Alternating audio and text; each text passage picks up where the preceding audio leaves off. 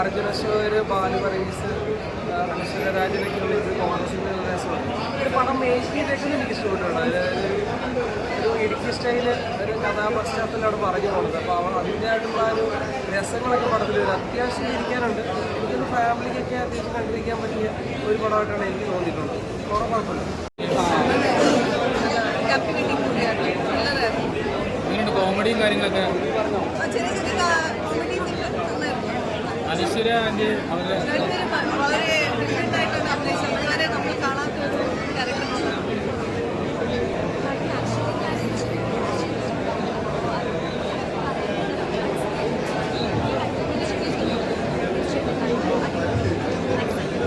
പുണ്യാളൻ എന്ന സിനിമ ഒരു വ്യത്യസ്തമായിട്ടുള്ള ചിത്രം. ഏതായാലും മഹേഷ് മധു എന്ന ഡയറക്ടർ അദ്ദേഹം ഉദ്ദേശിച്ചതിലും നന്നായിട്ട് കാണിച്ചിട്ടുണ്ടെന്ന് എനിക്ക് തോന്നുന്നു. കാരണം അഭിനയിച്ചവരും ആണെങ്കിൽ ഇതിലൊരു കഥാതന്ത്രം എന്ന് പറഞ്ഞാൽ ഒരു കള്ളൻ്റെ ഒരു നന്മ, അതാണ് ഈ ചിത്രത്തിലൂടെ കാണിക്കുന്നത്. എന്തായാലും നല്ല വ്യത്യസ്തമായിട്ടുള്ള രഞ്ജി പണിക്കാരാണെങ്കിലും ബാലു വർഗീസൊക്കെ നന്നായിട്ട് അഭിനയിച്ചിട്ടുണ്ട്. അതിന് ക്യാമറ വളരെ മ്യൂസിക്, പിന്നെ ഇതിൻ്റെ എടുത്തേക്കുന്ന സിനിമ ഫോട്ടോഗ്രാഫി നല്ലതാണ്. ഇതിൻ്റെ പശ്ചാത്തലം നല്ലതാണ്. എന്തായാലും നന്നായിട്ട് എല്ലാവർക്കും കുടുംബസമേതം വന്ന് രസിച്ചിരുന്ന് കാണാൻ പറ്റിയൊരു സിനിമ, വ്യത്യസ്തമായിട്ടുള്ള പുണ്യാളൻ നല്ലൊരു സിനിമ. എൻ്റെ സ്വന്തം പുണ്യാളൻ എന്ന് പറയുന്നത് ഒരു ക്യൂട്ട് മിസ്റ്ററി ത്രില്ലറാണ്. നല്ല രസമുള്ള കണ്ടിട്ടുള്ളതാണ്. ഈ ഫസ്റ്റ് ഹാഫിനെക്കാൾ കൂടുതൽ ഇൻട്രസ്റ്റ് ആയിരുന്നു, എൻഗേജിങ് ആയിരുന്നു സെക്കൻഡ് ഹാഫിനായിരുന്നു. എന്താ പറയുക, ഒരു തമാശ പോയി എന്നാൽ ചെറിയൊരു മിസ്റ്ററിയിലൊരു ഹിസ്റ്ററി ഉണ്ട്. അതിന് മൊത്തത്തിൽ അവസാനം നല്ലൊരു ട്വിസ്റ്റ് ആൻഡ് ടേൺസ് കൊടുത്ത് നല്ല രീതിയിൽ എൻഗേജ് ചെയ്യാൻ വേണ്ടി പോവുകയാണ്. ഹാപ്പി ചെയ്യാൻ വേണ്ടി പോവുകയാണ്. എനിക്ക് പേഴ്സണലി വർക്കൗട്ടായി. നല്ല സ്വന്തമായിരുന്നു. ബാലുവൈസ് ആയാലും അനശ്വരായാലും നല്ല സ്വന്തമായിരുന്നു. അത് കോമ്പിനേഷൻസ് ഒക്കെ തിയേറ്ററിൽ വർക്കാവും. അടി കപ്പിയാരെ കൂട്ടമണി പോലെയാണെന്നൊക്കെ പറയുന്നുണ്ടല്ലോ. ഫസ്റ്റ് ഹാഫിൽ ആ തീം അങ്ങനെ ഓൾമോസ്റ്റ് ഉണ്ടായിരുന്നു.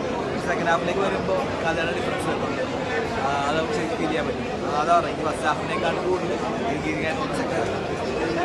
ഫാൻറ്റസി സിനിമ കേട്ടോ. നമ്മളൊരു ഫാൻറ്റസി പടങ്ങളൊക്കെ ഉണ്ടല്ലോ. അതുപോലെ മോഡല് ഇന്റർവ്യൂ കഴിഞ്ഞ് അർജുന അശോകൻ കലക്കിയിട്ടുണ്ട്. പിന്നെ അനശ്വരയും നല്ല റോൾ ചെയ്തിട്ടുണ്ട്. അനശ്വര ഒരു ആക്ഷൻ റോളൊക്കെ ഉണ്ട്, അടിപൊളിയായിട്ട് ചെയ്തിട്ടുണ്ട്.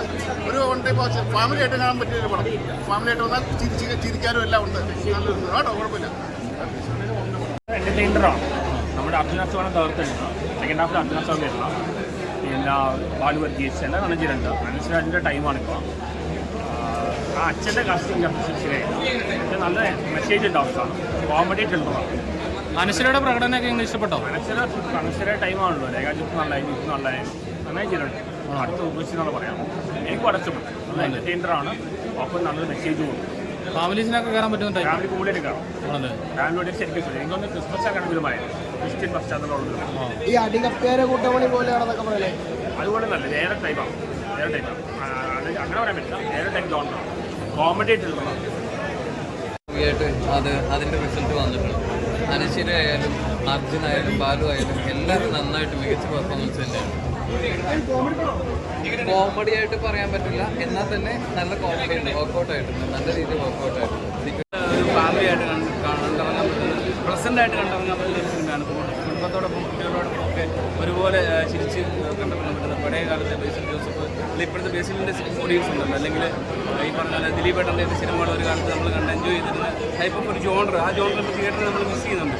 അത്തരത്തിൽ നമ്മൾ മിസ് ചെയ്യുന്ന ഒരു ജോണറിൽ പെടുന്ന ഒരു സിനിമയാണ്. അതുകൊണ്ട് തന്നെ നമുക്ക് ഏറെ കാലങ്ങൾക്ക് ശേഷം തിയേറ്ററിൽ ഇങ്ങനെ ഒരു സിനിമ എൻജോയ് ചെയ്യാൻ പറ്റുക എന്ന് പറയുന്നത് എന്താ പറയുക സാറ്റിസ്ഫാക്ഷൻ മൊമെൻ്റാണ്.